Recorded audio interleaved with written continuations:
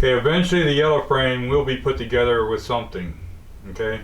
Just because of the way the clutch stuff mounts and the battery that way. But for now, do I cut this off, keep it and weld it back on if I ever need to? What would you guys do? Give me your comments down there. Would you cut this? Would you make your own battery tray?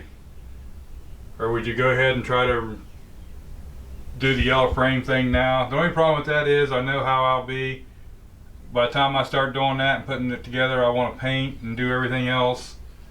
And I kind of would like to have this on the usage list here really soon, because I kind of could need this tractor.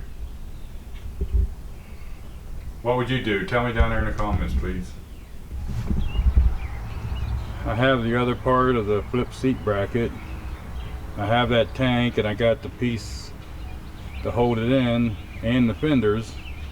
This is where the rear end come out of. It's in the one we just looked at now. So I thought about taking the back half of this frame, maybe unbolting the front half and putting mine on it. But see here, it's got the battery tray already sideways.